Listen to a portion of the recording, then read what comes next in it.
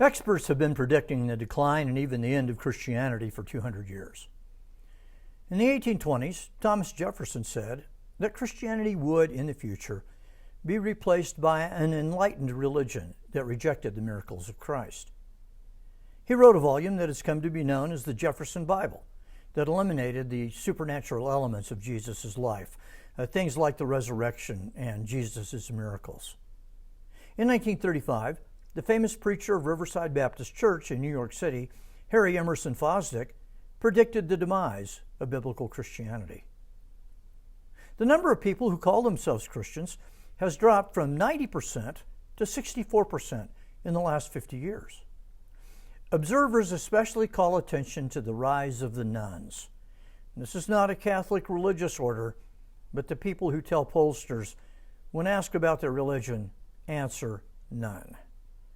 When asked one's religious affiliation in 1972, only 5% said none. In the most recent surveys, in 2018, 24% gave that answer. Our cultural elite predict the end of Christianity, but they do so because that's what they want to happen. However, they are going to be disappointed. And let me give you 6 reasons why I think they will be.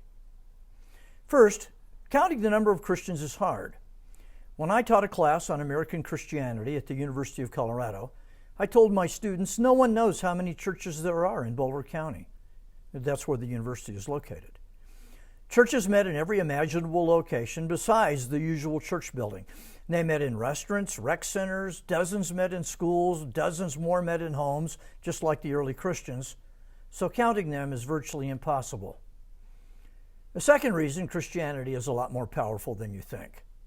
How many of the nuns are people who have never been particularly committed to any faith, but they were baptized as infants in a Christian church, and in the past would tell a pollster they were Christian, but now they just say none?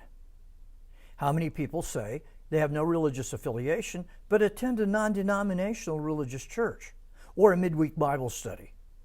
According to the writers in the Wall Street Journal, many people who report no religious affiliation, and even many self-identified atheists and agnostics, exhibit substantial levels of religious practice and belief. Ryan Burge, whom I cite below, has probably studied this issue more than anyone.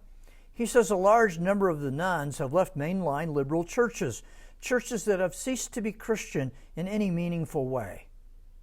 I think leaving them is a good idea. Third, the data the pollsters have only goes back 50 years. It would be good to know how many Americans went to church in 1730 before the Great Awakening, or in 1800 before the Second Great Awakening. But so far as I know, good data on those do not exist. All we have, at most, is data going back to the 1950s, probably the time of highest church attendance in American history. In 1950, mainline churches were well attended, as opposed to the 70 to 80% decline they have experienced since.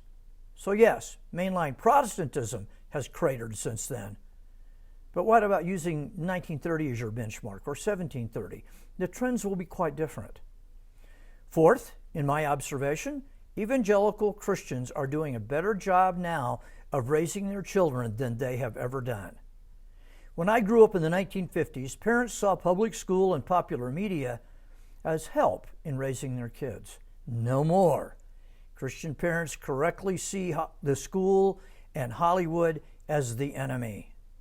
Millions now homeschool, and millions more send their kids to private religious schools that offer a very different message from the secular progressives who dominate the public square. I'm going to hazard a guess that although a lower percentage of Americans call themselves Christians, the ones who self-identify are on average much more devout than 50 or 75 years ago. A fifth reason Christianity is doing better than you think.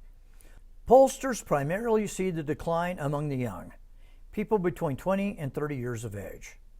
That group has always had the lowest level of commitment, but most, in the next few years, will experience the most dramatic change that ever occurs in a person's life.